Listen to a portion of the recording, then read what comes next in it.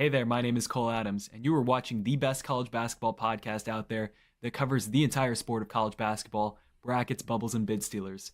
Now, here are your hosts, Sam Fetterman and Jonathan Are we Litzkin. just like sitting here dramatically or Six, episode 75. I am Sam Fetterman. That is Jonathan Litzkin. Jonathan, how you doing tonight? I'm as well as can be, Sam. Congrats on your AFC championship. It's a wonderful time. Ah, shoot, I forgot to introduce the bubble of the year before you, Jonathan. We are joined tonight, as we are on weekends, by the bubble of the year for 2025, the unanimous bubble of the year for 2025, the great Michael DeRosa. Yes, he is the great Michael DeRosa. He joins the great Jack Church. Bubble of the year. What We're says building you? out a great Mount Rushmore here. dude, I'm honored. I am very honored. That is the best intro I think I've ever been given in anything ever. Bubble of the year and great. We're off to a hot start, boys. I'm How excited. many awards are we going to give this guy? More. He might also be bracket of the year. Dude, I mean, if somebody doesn't step it up soon. Dude. I don't know. Zach Carey's tough to beat. Dude, the kid came on the show one time, and I'm like calling for him to like watch games for our show. Speaking of Zach Carey, Virginia played a basketball game yesterday. That's Would you what we're like to... starting with? I mean, we could lead off with it. We could lead off with anything. Anyone want to take us in a certain direction? Yeah, can we start with Keaton Wagler scoring 46 on the road at Purdue? Yeah, let's start with that. I actually didn't mind Purdue's game plan. Like, you know, I would have liked this. I would have liked to see them throw more defenders at him at some point during the game. But like all his shots were mostly tough individual creation shots. We are on completely different pages. He scored 30, and they still switched Oscar Clough onto him. He has 34, and he's clearly looking for a step-back Bobby Jack, and they switch Oscar Clough onto him. That's fair. It hadn't worked the past seven times. I'm with DeRosa here. I just thought most of his shots were tough shots. Yeah, no, I agree that a lot of the shots that he took were tough shots that you're going to live with him taking. But I also would rather live with him taking them guarded by CJ Cox than guarded by Oscar Clough. Yeah.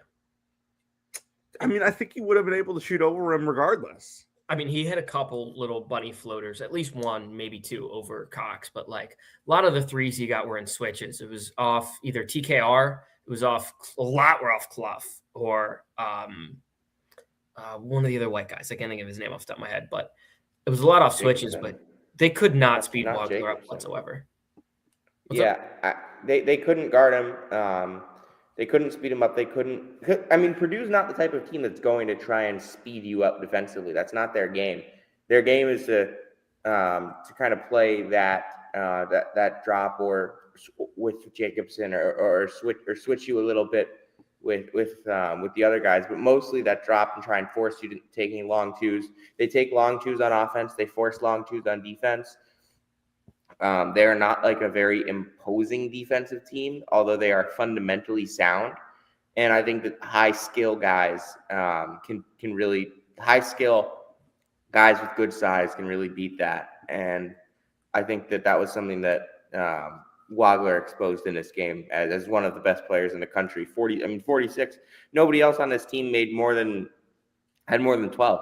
That's so impressive. Can I just say that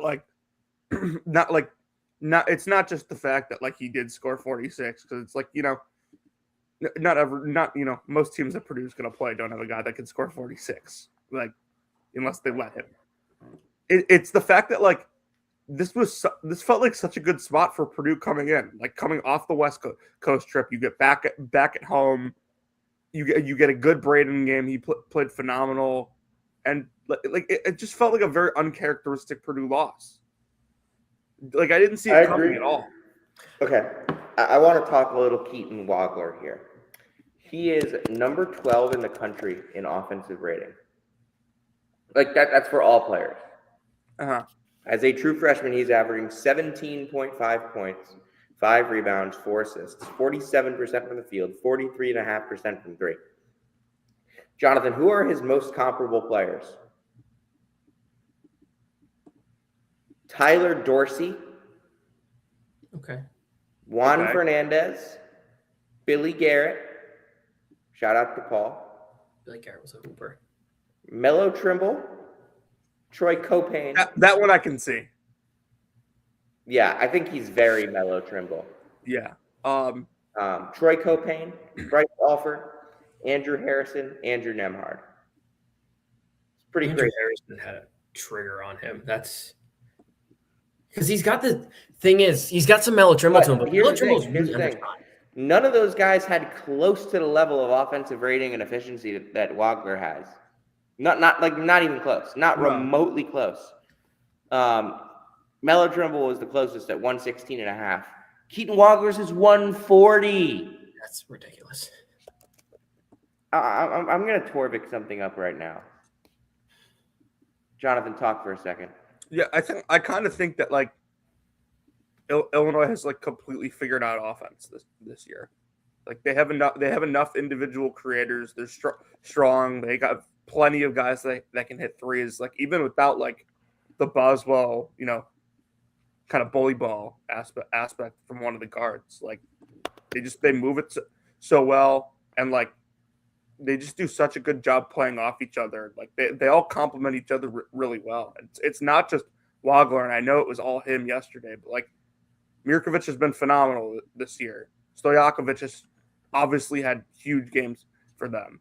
Like Tomislav, who I know he was injured at the start of the year, but like he was the best player last year quite easily, and he's become like almost an afterthought on this team. Jonathan, Keaton Wagler has a 140 offensive rating on a 24% usage rate. Can you name every other player in the last 20 years of college basketball that has a 140 offensive rating on a 20-plus usage rate in a season? Are there players? How many are there? You just named them. 0. There are 0. Keaton Wagler is having the single most efficient, impressive offensive season in the history of the Torvik database. He's a freshman. Why isn't he in the national play? Why isn't he in National Player of the Year conversations? He is. I'm going to say it. He's in the National Player of the Year conversation. He's in the National Year. I can pull up some odds right now that I think would disagree. Well, okay, yes, I'm with you. Someone you're talking to has a Cam Boozer National Player of the Year ticket from preseason. No. Cam Boozer's the clear National Player of the Year. Cam Boozer's the clear National Player of the Year. Do you know who number 2 in the country is in PRPG? Is it him? It's Keaton Wagler. Yeah. Keaton Wagler's number 2. Do you know who Okay, he's 10th in box plus minus. I just pulled up. It's like he's not even listed on here. Like he's not going to win. There's not that many players listed on here, but like he's not one of them, and he should be. Absolutely agree. Yeah, just looking at some early season box scores, like that's what could be holding him back. He only had 3 against UConn. I guess that could be, but like he wasn't great against Alabama early season. He was fine against Texas Tech. And then like he really kind of found his stride mid-season. 16 against Tennessee is not nothing. 23 against Ohio State. Granted, they don't guard nobody. 19 against Nebraska. 19 and 10 against Nebraska. 10 assists. Yeah, that probably should have woke him up. And then another 10 assist game against Southern. Yeah, and then he's like really picked it up later in the season. And then obviously he had 46 against Purdue. I don't know if we've talked about that actually. He had 46 against Purdue. Yeah. I mean, Keaton Wagler should absolutely be in the national. Underwood giving him the keys as you are the point guard for this team has flipped the switch with them. Yeah. Well, the thing you were talking about earlier is they're so good offensively because they have so many different shooters. They space the floor very well, right? And they can just run a simple pick and roll, and it's like, who's going to stop Wagler? He's big. He has size. Mm-hmm. He can shoot over anyone. He can hit a little bunny floater, and he's a very good passer as well, so he can kick it, see over, really make any read he needs to. But one thing that I don't think we should overlook, because the shooting is obviously very obvious with just this team as a whole, They're fourth in the country in offensive rebounding rate, and just in Big Ten play, they're first. 38.5% of their misses are offensive rebounds. Like, that's tremendous. Getting extra possessions is very good, especially when you have shooters of this quality. Get a rebound, kick out, someone's open, and split splash bubble bath. Yeah, who would have thought a bunch of big, strong Eastern European guys would be a good offensive rebounding team? Yeah, I mean, Mirkovic just kind of arrives at the basketball. One of my favorite offensive rebounders in the country. Just got to say that. The Visic brothers are rebounding fairly well, too. Like, Yeah. good on them. Zvonimir, I've said this on more than one occasion, he's had his best year by far as a college player. Oh, by a lot. I mean, he was just straight up bad. I think people just wanted him to find this role that he was never meant to have. Shut up, Damien. Okay. Well, I clicked on his profile and we were doing the similar players thing. He's compared to the same player both of the last 2 years. Same year as well. Who, Tony? Oh, is Big Z? Who is it? Big Z. Oh my God. Connor Vanover. This was was this Vanover's sophomore year? Sophomore year, yeah, that was the year he was on Arkansas. Dude, he had like one good game that year. A lot of people forget how good Vanover was at Oral Roberts. He was just good because he was tall in that league. And then, like, he went to Mizzou, and people were like, oh, my God, this is going to put Mizzou over the edge. And he didn't do anything. Hey, dude, that Mizzou team, that Mizzou team was awful. I had, like, borderline forgotten that he played for us. I mean, I just remember he wore the number 75 because he's 7'5". That's awesome. That team that's another Sean East, Nick Honor, Noah Carter, Tamar Bates. Noah Carter. Want to talk about the other freshman that dropped 40? Which one? The one that won. Let's start with the one that won. Okay. Oh, they beat Utah. AJ DeBonsa, Hey, it's 43 points on 15 of 24 from the field. Guess what he finally did, Jonathan? He finally made more than 2 threes in a game. Okay, I was gonna say that or stocks. He had one. I'm not talking about AJ DeBonsa investing in the stock market. I'm talking about him getting steals. Oh, he will be investing in the stock market. Hopefully, he is already invested in the stock market. Dude, hopefully somebody else is doing it for him. Yes. And hopefully that somebody else is not his father. I don't know. Ace could be cooking, man. He knows all.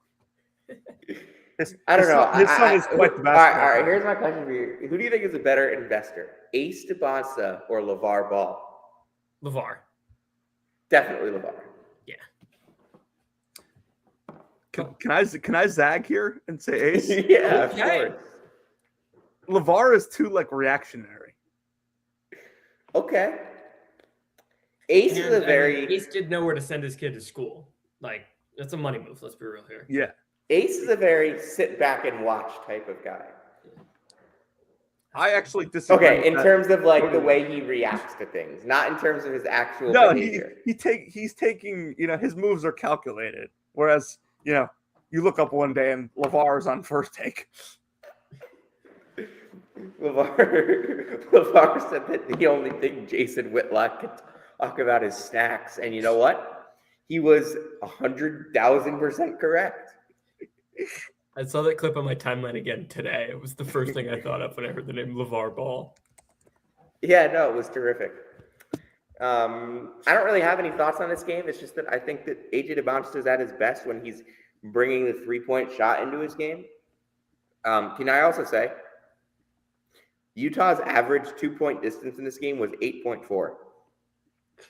BYU's defense just kept him away from everything. Yeah, that's gross. And Utah stinks. Alex Jensen said after this game that his team quit. I just think they suck. Yeah. I mean, you took Elijah Moore and Ja'Kai Howard. Like, what were you expecting? Both of them have been kicked off the team, by the way. And it's like, not helped them. When they texted when that Ja'Kai Howard news broke, I texted Isaac Trotter and I said, Neither Elijah Moore nor Ja'Kai Howard make it to February for plus 200 cashes. I think my line about Utah on our Big 12 preview before the season started was like, they may not be good, but they're the odds-on favorite to have a fight on a plane this year. I would have set that at either UCF. I mean, UCF would have been my favorite. It's always UCF. But always something. Looking at this box score, multiple things actually surprised me more than AJ putting up 43. Utah lost by 13 despite shooting 62% from three. They're just bad. Also, how is Seydou Traore taking 7 threes for a high major team? I don't think he ever took 7 threes from Manhattan. Actually, he took 10 he's the only guy on their team. The whole team shot 13 of 21 from three. Seydou was 1 of 7. That means the rest of the team shot like 80% from three. And they lost. What? The rest of the team shot, and this is true, 12 for 14. That's not 80%. That's like 85%. I don't know how DeRosa watches basketball because he laughs at everything. I mean, that's how I do it. Yeah, I'm laughing, and then I'm like, what the hell, Ed? Why'd you call the Oh, it went in. Dude, you can't watch college basketball and not laugh. Like, the sport itself is it time? Is it time to talk about Kingston Flemings, or is it time to talk about Ed Cooley? Flemings, please. Okay. I think we should save the Cooley stuff just for some life later in the show. All right. Kingston Flemings drops a whopping 42 on 15 of 26 from the field. 6 assists, 2 turnovers. Houston loses 90 to 86. How did the Cougars lose this game, Jonathan? I said it on the preview for the weekend that we did, that like if Houston was going to go into Lubbock and win, they needed Kingston Fleming. They needed more than just Kingston Flemings being a hero this time. And that's kind of what happened. He goes for 42. He's 11 of 17 from 2, 4 of 9 from 3. He has 6 assists, but Sharp had a nice game, but they got nothing out of Uzan, nothing out of Tugler, nothing out of Snack, and nothing out of their bench again. Like, hey, Chase McCarty hit 2 threes. Houston is improving by the week, even by the day, but they cannot win a national championship if their other contributors don't start playing well. Toppin was terrific in this game, obviously 31-12 as well. I tried to bait our group chat. I don't know if you guys saw this with Kingston Flemings cost this team the game because like late he had he tried to shoot a 3 and then he kicked his leg out to try to draw a foul, and it was the most obvious kick out you've ever seen. It didn't work. Like he's genuinely, he sets up for a 3 like this and then he just flexes his leg out like that and try to get the guy to jump into it. It didn't work. And then it was like a foul on an inbound. Like they were trying to get the steal off the inbound off on the ensuing 3 and he fouled before it got inbounded. So I tried to bait our group chat and being like, Kingston Flemings cost his team the game, and no one took the bait. I was like, oh man, that would have been really funny. But he was terrific. Who did you think was most likely to take the bait? Me? Probably, yeah. Honestly, you. Yeah, definitely you. that would have been a good one if I was actually like watching the game as it was happening. Yeah. I had to go back and watch some of the film today. But to me, the key for this is that if you're going to beat Houston and you're going to do it on a night where Houston's scoring, you're going to have to hit tough shots from beyond the arc. You're going to have somebody that's going to be able to create against the blitz, whether that's a short roll playmaker or a point guard that's going to dribble around the blitz and make things happen. And they had that today and they had that yesterday with Christian Anderson. Yeah. And they had Donovan Atwell and Josiah and Jalen Petty hitting 9 combined threes. Jonathan, is Texas Tech going to lose many games when those two combine for 9 threes? No, they're not. And so, you mentioned Petty. I think, if we don't have this historic freshman class, he's getting a lot more attention because his improvement throughout this year has been drastic. I mean, he's been starting for them for a month now. Yeah, he was a guy that committed to them in August? Yeah, and I texted Sam, I think, like a week before the season because I finally got around to watching film on him and told Sam that like he could play. And like it took him a while to get going, understandably. He's small, and like he didn't play in, scholastic league or, high level league like a lot of these guys. He played at a public school in Seattle. So it took him a little while, but I mean, he has figured it out. He's a tremendous shooter. He's quick. He's tough. Like I think he's going to be a really good 4-year college player. Another thing, just looking at the box score. I mean, I watched a decent bit of this game, but like I would still just have to go back and watch it. Houston as a team had 9 assists. Fleming's had 6 of them. So at maximum of his 15 shots, 3 of them were assisted. Seems like he was just doing a lot. Like you guys mentioned it earlier, just complete hero ball. You're going to need to get someone else involved. And if he's going to go for 42, you should probably be getting him some decent looks instead of just having him just go off a pick and roll and just pull. Like you have to do a little more to get everyone else involved in the offense. And I thought that's something that Illinois, to round it back, did well late, because Wagler at the very end of the game was very clearly just death gassed. Like with 5 minutes left on, he was drained. But they moved the ball well. Mirkovic had a couple big shots. I think Jake Davis had a big 3 too. Versus in this game, it was okay. Flemings can't get it going late because they've just completely keyed in on him. No one else is really doing anything because they're not really moving the ball well. Like no one else is even coming to get the ball. They're just hoping he does it.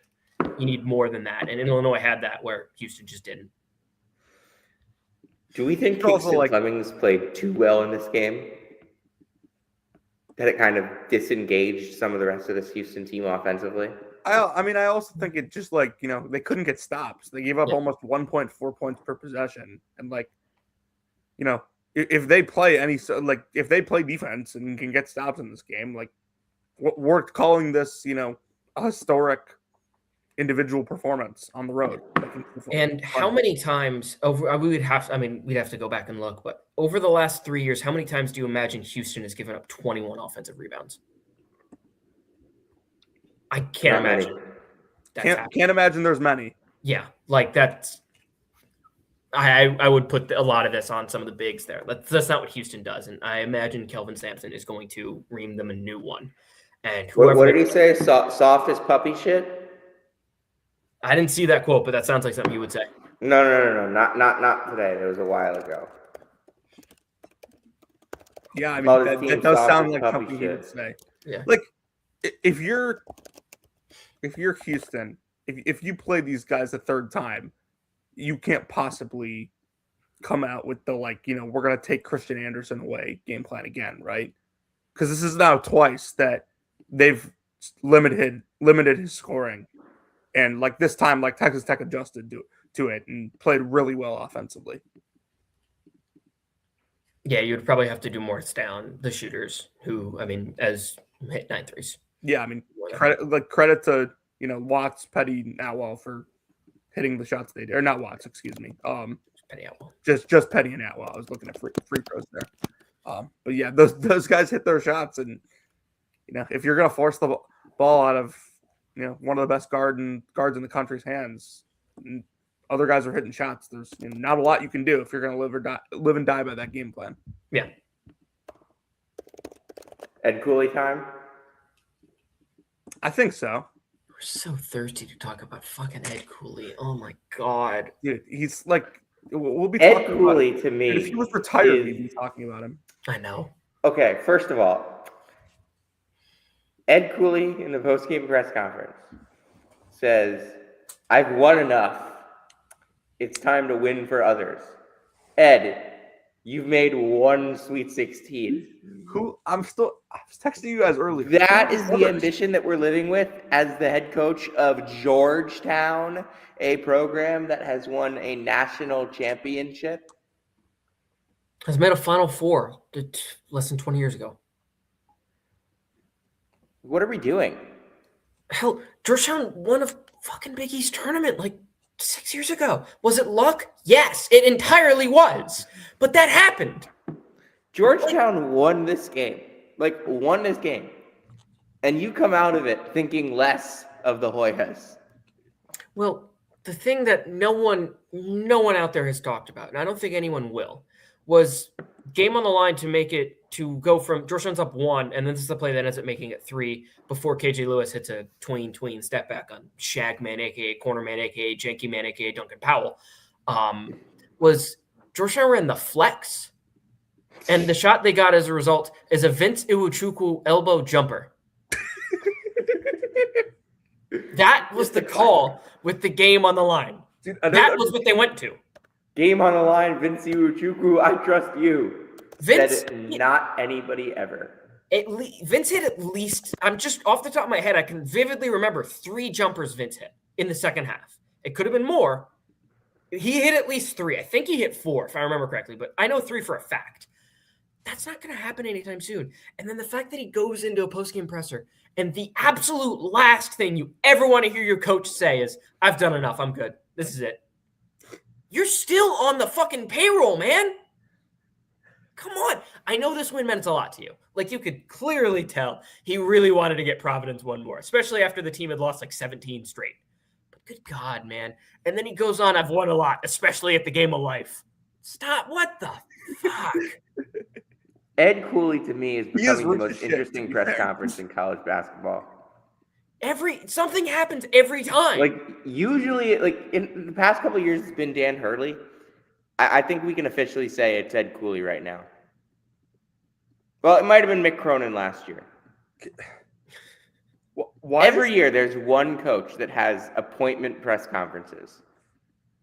I was like searching through Twitter and YouTube to find Mick Cronin pressers after Rutgers last year.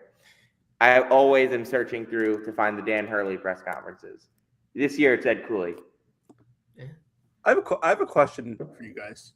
What is like Ed Cooley's identity as a coach? Like, what does he want his teams to be? Defense. Theoretically, toughness, defense, and just playing ugly. Yeah. Okay, but like they're never that. Last year they were when Sorber was healthy. True.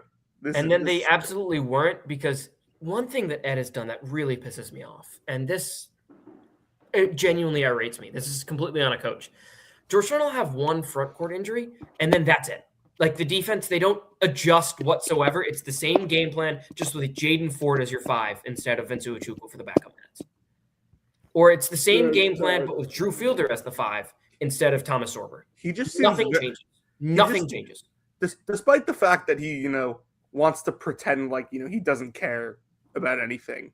He's like very like stuck in his ways. Like, very. Like, why are we trying to run, this offense that has gotten you like one top 30 offense in the last decade? And that one top 30 offense is when you had the Big East Player of the Year having a ridiculous season.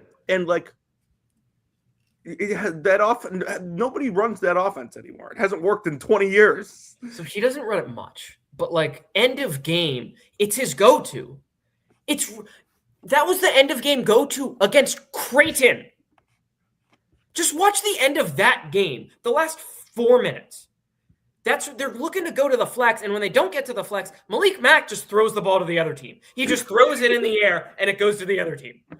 And then they come down, and then they run the flex, and then game on the line, there's one player they set up in ISO for, top of the high post ISO.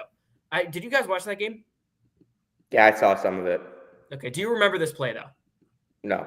Good. High post ISO. Like 10 seconds left-ish. Who do you think Georgetown draws it up for? Who do you think Georgetown goes to? Look up and down this roster. Who do you think they go to? KJ Lewis? Okay, that's your guess. Good. Jonathan? It's not like it's not my guess. It's like who I Jeremiah would go to. Williams. Jeremiah Williams, okay. That's a better answer than what they actually did somehow. Isaiah Abraham? It's not Isaiah Abraham. That's a much better answer than what they did. It was Langston Love. Dude, I can't deal with them anymore. It was Langston Love. Like, what are we doing here? Okay, can we talk about the Providence side of this? They got it.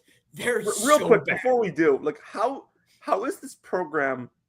And DeRosa, I know you're a fan, so like I say this with all due respect, and I know you want them to succeed more than anyone. Insult Georgetown by any means. How in the world is this program like more embarrassing / like funnier than when Patrick Ewing was coaching it. The Ewing teams were more of a meme. Like Primo Spears was just going out there doing whatever the hell he want. I've never seen What is this guy? I've never seen a human being have 37 points and 11 assists and still play a bad game, except for Primo Spears. That was him in that Savior game. At least Ewing was going to, like, you know, get fun players that you wanted to, that were entertaining. Like, I mean, it was so. I just read what we said about Primo Spears yesterday. You could make Ed Cooley immortal, and you would never have a player at Georgetown like Mac McClung. I'm sorry. KJ could be that too. He's we can't talk about the Providence side of this, but like it's equally as funny, if not funnier. Okay, Providence was up 20 points. They were running Ed Cooley out of the gym without Jason Edwards, who, by the way, like might like just hate Kim English. That he definitely does. Sounds like everyone else that lives in the city right now. Providence is 2-7 in the Big East. Their 2 wins: St. John's and Creighton. Yeah, I mean, just duh. Come on, Sam. You didn't see that coming? They've lost 3 overtime games in the Big East. They've now blown a 21-point lead at home against their former coach. How do you fix this? Besides, obviously, getting rid of the coach. I mean, that's the answer. Like, you know the old saying, you can't fire the team. Yeah. There is well, you can fire the team. In this era, you can, but I'm not sure it's going to fix anything. The fact that you can fire the team. Red Autry didn't go far enough with that last year. Who do you think is the best player on this Providence team? Like, genuinely. Jameer Jones, maybe? Jameer Jones. That was the answer I was looking for. It's Jameer Jones. He wasn't there. There was a stretch for the last 10 minutes. That's when Georgetown made their comeback. He played 1 minute in that stretch. You know who was in there instead of him? Shagman. Shagman had a minus 24 in the second half. They played him. Shagman, the worst player in the Big East. For Jameer Jones. Oh, Cole Hargrove is on the same roster and is worse. Well, Cole Hargrove isn't in the rotation right now. Okay. So if we're going just in the rotation, RJ Smith, I watched at DePaul the other day against Butler. DePaul doesn't count. Okay. No, it absolutely does count. They ran that's 4 and 5 DePaul. That's Are we going to count Marquette and not these guys? That's 4 and 5 DePaul. Hammer set for RJ Smith at the very end of that game. Like again, the Butler game, like DePaul's down 4, I think, at this point, like 80 seconds left. They ran a hammer for him. He is butt naked in the corner. I mean, wide open. Side of the backboard. Not even close. That was off by a mile the second left second. Like, it was corner, but like corner enough to where he had to shoot that to the left for it to hit the side of the backboard, and he did. He's terrible. You could put like half the players in Marquette, and I will put down number 2 on that list as well on Georgetown. Okay. Interesting. You have to understand, you know, how bad it truly is for Providence when you consider. I mean, I think we can probably put like Caden Hamilton on there. Yeah, that's what he said. Like everyone on Marquette, like not named like Nigel James. He was half decent in the Butler game, I will say. That was one of his better games of the season. If you are listening, like every once in a while, Trey Parker does something awesome. Every once in a while, he does something awful. That's all of Seton Hall. That's a fair point. If you were listening to this or watching live and you just heard like how fired up DeRosa got about how bad a team that his favorite team beat.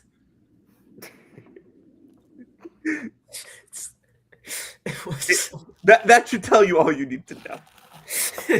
Let's just put it that way. I mean, this is God. I cannot. Okay, there are a couple of Mizzou fans wanted to hire that. I think. Wait, who do Mizzou fans want to hire? Kim.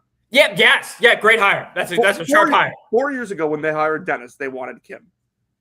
Every single one on Twitter wanted Kim because he freaking played at the school, despite the fact that like his teams were mediocre at best at George Mason, and his successor George Mason is a million times better than he is. All right, let's talk. Let's talk hot seat. Okay. A bunch of What coaches are on we the hot talking? seat right now. We're talking hot seat. Okay. Oh, this is good. We haven't done this all year. I like this. Red Autry at Syracuse. Yes. This is the last time we're going to talk about Syracuse on the podcast this year, Jonathan. Oh, no, you can't do that. Yes. Dude, There's going to be so much more Syracuse content for the next year. As long as, their parents are going rogue on Twitter, I'm all for talking about them. They lost 85-76 to Miami. Here is a quote from Nathan George about the fans booing Adrian Autry and chanting to fire Adrian Autry. Just give him a chance. It's always bashing and bashing, but they don't see what goes on behind the scenes. I feel like that's very disrespectful, the way they treat him. I'm just very disappointed. I thought it was a very respected fan base. It's year 3. When you sent that text into our group chat, I was so certain you were making an Ed Cooley joke, and I just dreaded opening it. And then I saw Autry. I'm like, oh, haha, fun. So you got to respect the guy. He's trying his best, and of course, you're going to come up short, depending on what happens. But he's just trying his best. Listen, I don't know what Syracuse is a private school, and yes, I'm pretty sure we don't know what Red Autry's making as a result of that. But I'd imagine, it's multiple millions of dollars. If you're gonna pay me multiple $1 million, I'll try my best too. That's all it's gonna take. So, do you want to just go conference by conference here? Let's go conference by conference. There's no way that Earl Grant's getting another year at BC, right? Yeah, Boston College is 2-5. They did get 2 big wins against Syracuse and Pittsburgh. Then they blew a game. We have to stop. I have to stop right there. We gotta chill with the big win term. Hey, they blew a game at Notre Dame. They were up 13. They were up 13 in this game. They had some terrible late game management situations. Notre Dame's awful too. Like Micah Shrewsbury was probably going to be put on hot seat watch if they lost this game. He could be there now. Is Shrews really that unsafe? Yeah, I have no idea. I know it hasn't worked. I know it hasn't worked, but I wouldn't pull the trigger yet. Look. Marcus Burton and Braden Shrewsbury are going to be seniors next year. They haven't sniffed the NCAA tournament. Correct. Is Burton not going to get a red shirt? Theoretically, he will. Okay. Who? Oh, no, he played 10 games. Never mind. Is the threshold under 10? I think it's 9. Okay. Wait. Are we talking about Marcus Burton? Marcus Burton, yeah. He got hurt. I thought he played way more than 10 games. Am I tripping? Nope, 10. Just embarrassing loss to Boston College after being up. That is the cutoff then. So he would still be able to get a red shirt. Okay. Boston College is starting Luka Taze, just not an ACC level player. Actually having a decent year. Capel's done. Yeah. Who's done? Capel. Capel's a dead man walking. They have a huge buyout, but they're terrible. They're 1-6. They're 1 win is Georgia Tech. They are big class too, but they have a couple fairly big recruits coming in, but that should not stop them. No, not a chance. Is Forbes done? I think Forbes should be done. I think so. Yeah. I don't think he's a bad coach. I just think at some point you have 6 years and no NCAA tournament appearances and only 2 teams in the top 70. You've got to move on. If I was a mid major whose coach either left to take a better job or was underachieving, very Billy Napier. Yeah, I would hire Forbes at a mid major in a second. Yeah. If a guy go ahead, Sam. If I'm South Florida and Brian Hodgson gets poached, I would take Steve Forbes. Maybe that's a level too high. Yeah. Get Forbes back in the SoCon. SoCon.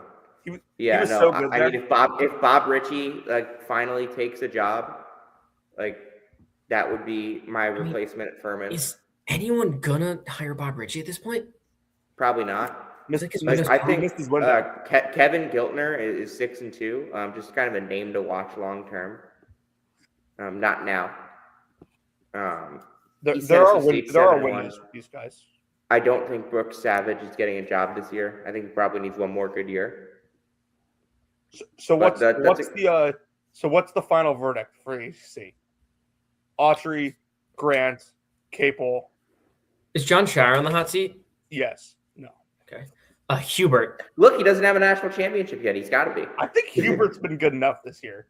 Hubert's not on the hot seat right now. His seat. It's at least like the butt warmer's on. Like it ain't all the way off. There's at least. Speaking of Hubert, we do have a game to discuss from this weekend.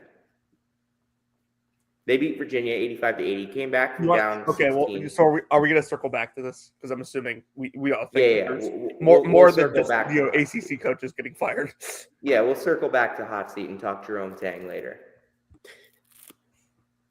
What did you guys think about this North Carolina Virginia game? First of all, Caleb Wilson is a stud and a half. Yeah, he was masterful. He's a stud in 3 quarters. Yeah, like he was awesome. That was kind of my main take just watching it live, was just he was phenomenal. Seth Trimble has been kind of getting to it, getting a little better lately. And then Bogovac off the bench was awesome. Jaron Stevenson hit some huge shots. I think most of his points came in the second half, if I remember correctly. I think at least 12 of his 17 were in the second half, something like that. Then Virginia just couldn't really find it. And I don't know. I mean, it was kind of a weird game for Virginia to lose. I still think Virginia's the better team, but they also didn't force any turnovers. UNC only had 4 turnovers in a full game, and it kind of balanced out the fact that Virginia just killed them on the offensive glass. And Caleb Wilson made enough plays late. He was terrific. Jonathan? I've become accustomed to Jaron Stevenson doing this exact game twice a year now. And otherwise, he's a guy that I've had really high hopes for since his freshman year and has never quite hit the ceiling I thought he was going to. But yeah, he's still very capable of, doing what he did to Virginia in the second half twice a year. So more or less Virginia made shots in the first half and didn't in the second half. Yeah. They finished 8 of 27 from 3 as a team. I think most of those came in the first half. And if Virginia's not hitting threes, they're very beatable because they shoot a lot of them and they shoot it really well from out there. They do other things well, but that is, in my opinion, their bread and butter. And they didn't do that. And when you have a lead and you're shooting threes, if you're not making them, it's going to be easy to get back into the game, and that's what UNC did. And another thing with Virginia for me is I don't think they have a ton of drivers. I really think the only guy who's consistently getting downhill is Mallory. And Mallory, when he gets downhill, I mean, look, sometimes he's making plays, but sometimes he's making mistakes as well. But Malik Thomas can kind of. Jakari White, not really. Sam Lewis, not really. Dallin Hall, not really. They don't have that level of a guard who can really get downhill and consistently beat defenders. So really a lot of their offense comes down to 3-point shooting and offensive rebounding, which, I mean, it's a very good offense. But Thomas is, I see more as he's going to create a jump shot off the dribble.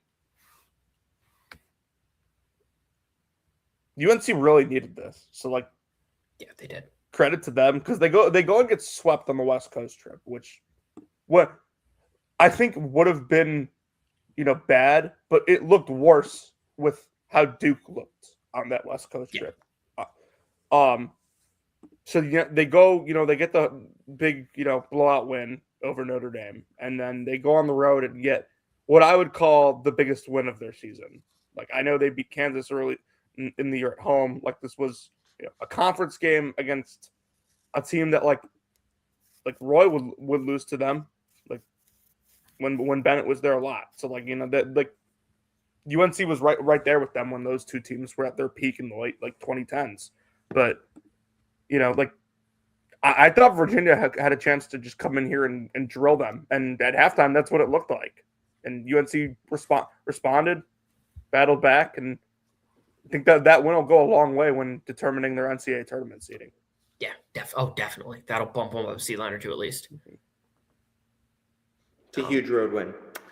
Let's circle back to the hot seat, Jonathan. So I just want to stick in the ACC for a second. Do we think Damon Stoudemire has any chance of getting fired, or they just? Oh, I totally forgot about him. I don't know if he'll get fired, but that experiment is long gone. Yeah. Big Ten. Anyone on the hot seat?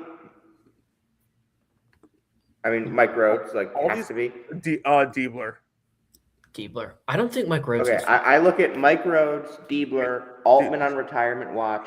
Yes. I can't say Diebler's Heupel. name. I don't know if I've told you guys this. I can't say Diebler's name seriously anymore because I have some friends from home that started calling him D.E. Eibler. So I would say Altman is on retirement watch. Yeah. Michael is on the hot seat. Definitely. And Rhodes should be on the hot seat if he isn't. I don't think he is, honestly. I tried to kind of get what Austin thought the other day, and he didn't really give me a, sophisticated answer. But That's Penn State athletics employee. Yeah, we're not going to get it all out of him. Yeah. I actually do think they keep Rhodes because they had to pay Franklin's the Mingo situation. And the Mingo situation, yeah. I do think. I would assume I'm pretty sure they have a Godfather offer out there for Mingo. They have to. There's no other way that he would be considering them. Because why wouldn't Caden just go play at North Carolina? Yeah, that seems more likely than Dylan playing at Penn State. They also definitely want to make a move to be really real again in football, and you had to fire Franklin and pay all that buyout. I don't know if they want to pay another buyout the same year. Yeah, it's probably true. Peichel, as you mentioned, I think is hot seat. I do actually. I think Peichel's gone. Yeah, I think he's gone, and I think Altman retires. This feels like an Oregon team that's just kind of done, checked out. Yeah, and then you can't blame him. I think Ohio State will be the biggest opening in this conference. I mean, so if Ohio State makes the tournament, does it open? Whether they're an 11 or 10 seed, I don't really care. Is that enough for them to fire with this level of talent? You cannot. I don't think that an 11 or 10 seed was acceptable for them. I think that's they should be a 5 seed with this talent. I don't care. I agree, but I think it's enough for them to keep him. I think they're going to keep him. No, I strongly disagree. They might. Michael, you might be right. They may keep him for one more year. I think everybody in the Big Ten agrees he's the worst coach in the Big Ten. I do. Oh, I agree. Don't get me wrong. I agree. But I think that when that's clear from your conference mates, you have to make a move. I just think if he makes the tournament, they're just going to say he's an awesome recruiter. You're sitting here. It's Ohio State's a good job. Yeah. They have resources. The program has history. It's just. They were probably preparing to pay a coach $5 million. They fired Holtman for much less. They were probably preparing to pay a coach $5 million or around that margin, at least 3 or 4, probably 4, to replace Holtman until Diebler became the focus of that, and they saved a bunch of money to do it. I still think they bought him out, but I think if they make the tournament, I think he's going to keep his job. I think there are even some Ohio State fans who would be surprised to hear the names that they could get for that job. I think they could poach a sitting high major, no doubt. Yeah, I do too. Who do you think they could hire? Ooh, you're putting me a little bit on the spot, but let me take a look. Probably a year late on Nico Medved. Definitely. And he's in Minnesota. Jared Calhoun, maybe. I think we'll talk about probably going to Pitt or Cincinnati. Cincinnati for Calhoun. I could see Calhoun also taking Ohio State. He is an Ohio guy, so makes sense. I don't think that's a terrible spot for Tony Skinn. I think that would be enough to actually get him out of George Mason, unfortunately. He worked there for a year, at least I know for a fact. I don't know if he was there any longer. Hey, you know who else worked at Ohio State? Greg Paulus. if you're gonna take, I'm trying to think, a sitting. Wow, no bites on the Greg Paulus suggestion. No, yeah. absolutely not. Why couldn't you get like Ross Hodge? Like what? Why couldn't Oh you God, West Virginia taking 2 coaches leave in 1 year. I'm just saying, like, why couldn't the Big East has like 1.5 good coaches these days? Would this be enough for Chris Collins to move on from Northwestern? See, I don't think so, because I think Chris Collins could stay at Northwestern and never get fired. I don't think they'll that's ever gonna fire him there. He's the best coach in their program history by a large margin. But If he also wants to, if he wants a new challenge, like why not? Yeah, like he Can we talk Big 12? has a really good staff that I think he could bring with him. yeah, I could see him doing a Cooley and hoping it works. It wouldn't be nearly as. Can I throw another name? Go. So, I've always thought like lately with Diebler, because like the identity hasn't changed, but I always thought like one of the problems with Holtman's team that like was very glaring from like the Mata era of Ohio State basketball is they just always looked soft. Yeah. And like what if you go get shot, change the culture? I could see it. I know Shaw's record at like Seton Hall is not great, but it's an impossible job, and like he's a pretty good coach in my opinion. I think that, yeah, we'll see what happens. Let's go Big 12. I think the main one is Jerome Tang, and then retirement watch for Tad Boyle, and obviously Bobby Hurley, who I think we all assume is gone. His contract's up now, right? Yes. Okay, so he's done. And shout out Johnny Dawkins, who's immortal. Can I give a greasy? Dude, Wes. Oh yeah, Wes Miller. Wes is as good as gone, man. His press conferences are becoming Cooley level. Oh my God, he's either like going manic and being like, "We're never gonna lose a game again. You guys don't believe in us, but we're never gonna lose. I swear to God, we're never gonna lose again. We're never gonna lose. We're never gonna lose. We're never gonna lose." Or he's going the full other way of going, "Man, guys, I can't believe I lost that game. I've already got my place in Hilton Head booked, guys. Man, that's a bummer, guys. It's such a shame." And then he immediately goes back into Coke West. And it's like, what is going on here? Yeah. Can I give a real greasy long shot in this league? Go. What if Scott Drew just wants to move on? Like something there is off. Yeah. I think he's gonna get an assistant back next year. He had to build an entirely new roster. It isn't working. They're going to be really bad again. And like, I could see him just wanting to like. I think honestly, I could see him wanting to take Ohio State. There are more guys in this league. No, I don't think he didn't leave for Kentucky only to leave for Ohio State. Like I get that the timing is different. Regrets it at this point. I get that the timing is different, but I think he's a year away from realizing that. I think that there are more guys on retirement watch in this league than any other high major league. Bill Self. Calvin Sampson. We obviously know the replacement for Calvin at Houston, but we know the replacement for Bill Self. It's Jock Vaughn. We think that hasn't been. We are like 90% sure. Why would they? Why would you hire him if you're not? Yeah, that is a literal NBA head coach that you're putting on staff. Dixon, I think could. How old is he? 60? I mean, I kind of like the team he has. I'm not gonna lie. I think they're pretty good. Yeah, he's. Jamie Dixon is 60. Tad, you said already, yeah. And Drew. Like, I think any one of those guys could. All right. SEC. Anyone on the hot seat? Maybe Porter Moser, Matt McMahon. I mean, there's no reason Matt McMahon should have his job next year. Porter Moser, Matt McMahon. They went all in on NIL and completely messed it up. Porter Moser, Matt McMahon, and Lamont Paris are probably the three. How serious do we think Kentucky gets on trying to pull the trigger here? No, they're 5-2 in the SEC. They'll give him another, I think. I think they do as well. They're 5-2 in the SEC. They're going to make the NCAA tournament. They're going to be like a 7 seed. I know they have resources, but like if they fired Pope, like this is how you become Indiana. Yeah, it would be really. I think it would be really stupid. But like, nobody's taking that job if you fire Pope. it's. I mean, you still pay enough. Nobody was taking it last time. Yeah. Like, if your reason for firing Pope is like, oh, we think we can go get this like huge name, you couldn't last time. Yeah.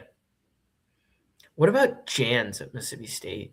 No, he's made tournaments. Like, there's no standard there. Like, just make the tournament and you'll be good. Like, he's made the tournament every year. This is his first year that he's not going to make it.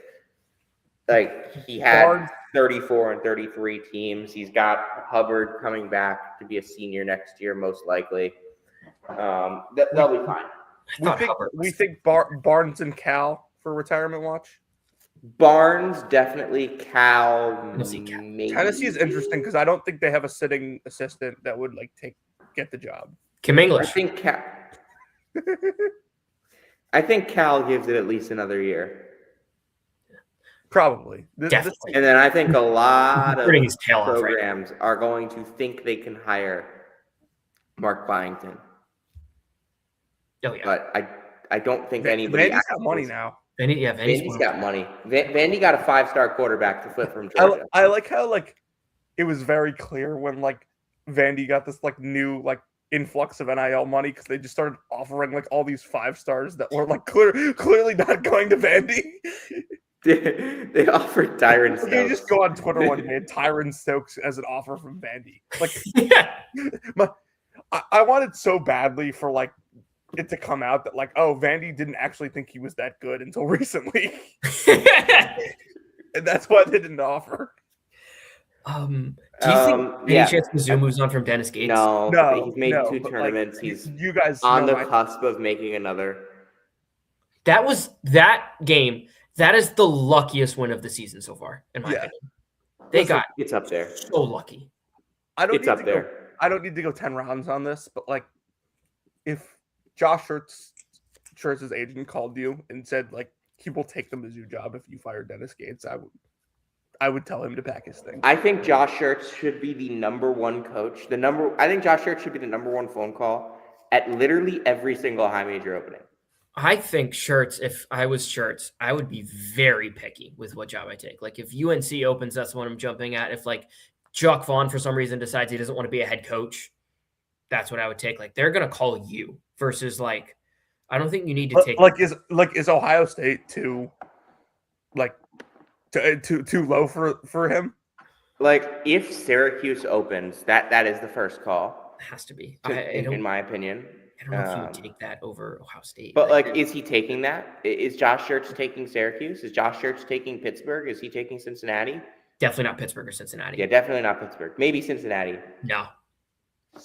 I could see him taking Ohio State. I could maybe see him taking Syracuse. Yeah. I don't think I could see him taking Pittsburgh. There's just not going to be a ton of like big openings this offseason.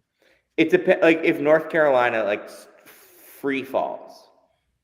Yeah, that's where Josh Schertz fall. I think they pull the trigger, and I think Church is there. Like, what about like if Dana retires? Like, how good of a job is Oregon? Because they're just got Phil Knight. Yeah, Phil Knight still wants to get in. But like, how much money do they really have in basketball? They basically have that roster is really bad this year outside of Shellstad and Biddle. Yeah, they have Sean Stewart. Sean Stewart, who was glued to the bench at Duke. And Ohio State. Yeah. I wonder if Cincinnati could convince Cronin to come back. He just signed an extension. He's just miserable there. Yeah, that would be an extension. Yeah, but like, well, last offseason, it was clear that both sides wanted to get out of the extension, but like neither wanted to give up the money to do it. They just signed it last offseason. That's fugazi. I bet they can get out of it. They're definitely put some stuff in the quickbacks. Nebraska's 20-0. Any other thoughts on the Cornhuskers right now? So by the way, Nebraska's next 2 games: Michigan, Illinois. Will they come? If they come out of this week undefeated, they are the number 1 team in the country. I think Can we stop? I feel like we push Arizona to the side all the time. Like, Okay, I meant number 2. can we remember like how good of a non-con they had? They're awesome. Sorry. And they are now playing better. They're awesome. Oh, 100%. They're awesome. Arizona's number 1 in Ken Palm. They're the best team in the sport. But Yeah. Blake is like kind of watching tonight, so I wanted to make sure I got that in. I made a mistake and said Nebraska would be number 1. They would be number 2. Well, I mean, Arizona also would have they would no doubt be the number 2 overall seed in like every bracketology. I mean, Arizona at BYU tomorrow night. Just gigantic big Monday. We are on emergency pod watch for Arizona's first loss, Jonathan. Yeah, we are. We've been discussing this for weeks. So either Arizona's first loss or it's AJ DeBence is a fraud. That's how this game's going to go, right? Correct. Okay. Got it. I mean, BYU is 17-2. They have the best player on the floor. I could see him winning this game at home, no doubt. Matt Norlander is going to be there. Big guns coming in for it. Yeah, he was at the 43-point game as well. Is he just like following DeBance around? No, he just went to Utah for the weekend. Oh. Remember when Jeff Goodman had to follow around the balls in Lithuania? Yes. And bro, they shut off his access. Like 3 days into that. That would be brutal, flying all the way to Lithuania to like find out you can't do your job.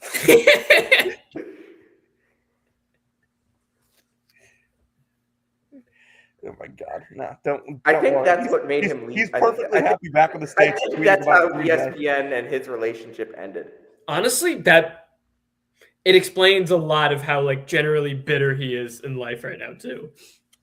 Like just tweeting about college basketball slates, being like, "This slate sucks. It's the worst." He's thrilled when Green Bay wins, but he won't tweet about other Horizon League teams that beat Green Bay. I don't get it. I totally get it. And run the Gottlieb bit into the ground. It's not a bit, dude. He's like his best friend. They did a podcast together. Oh my God! I don't think you have to be best friends to do a podcast together. Dude. You don't, but like, Gottlieb's at Green Bay. Oh my God, what's that? Ooey Pooey has to fire another coach for the 3rd year in a row. I actually think they gotta have their sharp, but like, hear me out. Who do they hire? By God, it's Jeff Goodman. By God. And then, what's that? Detroit Mercy has to make a move too? Is that Rob Doster stepping in? Oh my God, it's the Media League. Dude, the field of Andy Katz, the new coach at Wisconsin, Milwaukee. The field of 68 monopolizing the Horizon League would be hilarious. Where's CJ going to be the head? Actually, no. Just get Ricky Weeps, and he'll be the head coach at Oakland after camping. Hey, we've seen Ricky in the flesh this year. He's on top of his shit. When did you see Ricky in the flesh? Via camera. Which I guess is not really in the flesh. That is the definition of not in the flesh. That is the exact I've opposite seen him in of the the flesh flesh. multiple Guys, times. it's been a long weekend. All right, I think we can end this show here. Well, we haven't talked about the Big East hot seat yet. Dude, Everybody sucks. Except Dan Hurley. You don't want to talk about Texas beating Georgia? Oh, dude, we're not skipping over Tennessee beating Alabama. Okay, yeah, you're right. Dude, first of all, Bediako looked out of shape walking up and down the court. Like, he didn't want to be there. Oh, they don't have strict fitness programs in the G League? Apparently not. No, it was like he was lumbering up the court, and then they throw him a lob, and he just catches it with one hand and dunks it. The college facilities are significantly better than the G League facilities, and it's not even close. Just go play in Europe, guys. Just go play in Europe. It's more money. It's better money. It's better basketball. It's better training. I saw a Georgetown fan that said the thing. And you don't have to live in fucking Delaware. Correct. It's a better place to live. Georgetown fan saying the solution to fixing the attendance problem would be to move the team to the G League arena, which is 1, 10 extra minutes out of the way in DC, and 2, it seats 4,000. At that point, just play it in the on-campus 2,000 seater. Just play it in McDonough. Soon enough, they're gonna be like Penn State with the one game a year they play in that library. But Rec hall. I know it's a rec hall, Sam. I call it a library because it's funny. Okay. All right. Anyway, Alabama loses without Aiden Holloway and Amari Allen. They now have 6 losses. They're 3-3 in the conference. It's an important win for Tennessee. It was the best native men has looked all year. Stop right Charles there. Bediako had a good game, but as you mentioned, did not look in shape. Could only play 25 minutes. Stop right there. I don't give a fuck who they didn't have. They had Charles Bediako. I agree. And I thought this was Amen's best game. I mean, I thought he was I terrific. just said Yes, like all season. Like by a mile. He's actually like I'll give him a lot of credit here. He's looked a lot better lately. Like Yeah. No, he's been really good. hit a freshman wall, has bounced back from it, is like finding his shot again, taking more efficient. I don't think he hit a freshman wall. He just played good teams for the first time. Ever since I got into the argument with Sweeney on Twitter, he has completely turned a corner. And it's really bad timing on my part. And I really hate it. Listen, like he's a very projectable NBA player. Hey. That's never At been least doubt. it's not as bad as Johan Traore's on-off swing. Like Nate Ament might be a good NBA player. I don't think I've thought about Johan Traore in like a year. He's been adequate, kind of. He's the worst. I honestly couldn't remember whether it was this he's year or the worst last year that he defender was that at has Butler. like the tools of a great defender ever. His defensive instincts are so bad that it's just All right. no. Anything else we want to talk about before we get out of here? Yeah, I'd like to talk about Johan Traore a little more. I would. All right, let's get out. All right, Jonathan, you want to take us home? If you came to hear about Wait. What'd you say? Wait. First, like true big Monday tomorrow. Arizona, BYU, Louisville, Duke. Jonathan, who we got? Give me 2 picks against the spread. Arizona is -3, Duke is -8. Hold on, repeat that. Arizona is -3, Duke is -8. I mean, you're just not going to catch me betting on a road favorite in that atmosphere. So I guess I'm taking BYU, and I'll take Louisville. Give me both dogs. Okay. Me too. It sounds like we were all on the same page, so I'm going to be a little different. I am still going to stick with Louisville because I think Mikael Brown is back, right? Yes. Yes. Yeah, he played last game. And then I will take Arizona. I'll take the road favorite. All right, Jonathan, what are your thoughts on Lemoyne -3 against Fairleigh Dickinson Lemoyne -3 against Fairleigh Dickinson. at FDU? Oh, dude, champion versus Castleberry. That's tough. Give me an under. I don't know what the line is, but give me the under. Actually, let me check. About because 147 is what we're looking at on KenPom. if we want to jump, I mean, it's a Tuesday game. I don't know if you guys are doing a show Nope. tomorrow. Like Nebraska, We're not talking Michigan open at Tuesday. 10.5. That's a lot. We're not talking Tuesday. All right, we're not talking Tuesday. Yeah, maybe on the emergency show tomorrow. All right, Jonathan, you want to take us home now? I got South Carolina State -1.5 over Delaware State. They're going to I've got Maryland Eastern Shore to win the Mid-Atlantic. Fetterman, I've got Maryland Eastern Shore to win Fetterman, the are you MIAC. becoming a gambling man? You were tweeting lines earlier. What's up with you? I don't know. I almost logged into DraftKings today. You have a DraftKings account? No, I don't. That's what I was saying. I almost signed up for a DraftKings account. Okay. It's a dangerous Because I game. mean, I'm 21 Just now. as long I as you- theoretically can. Dude, the Atlantic City scenario is getting more and more likely. Oh, it's a lot. Fetterman's less going to likely walk in. now He's that going to I be the have- guy. He's going to martingale. He's going to walk in. He's like big shot after covering like a crazy MAC game on like day 2, heading into like the semifinal day. He's going to come in with his $100. He's going to walk up to the blackjack table. He's putting $10 on his first hand. He's losing. He's going like, well, I got to get this shit back. 20 on the second hand, loses. Decides, well, I got to get that both back now. 60 on the next hand, loses. He's out. He's gone. All of a sudden, he's missed the entire first half of Merrimack Sacred Heart. Look, I will say that scenario is significantly less likely now that I'm actually not staying in Atlantic City. Oh, that defeats the purpose of it. I'm staying in Ocean City with our friend. Ricky Weeps. Theoretically. You're standing so shitty. Oh, God. All right, Jonathan, take us home. If you came to hear about Tyler Self and where he's working, you came to the right place. If you came to hear about winning for whoever the other people are, you came to the right place. And if you came about the latest happenings with Caleb Grill, you came to the right place. This has been Season 6, Episode 75 of Brackets, Bubbles, and Mid Steelers. We'll see you next time.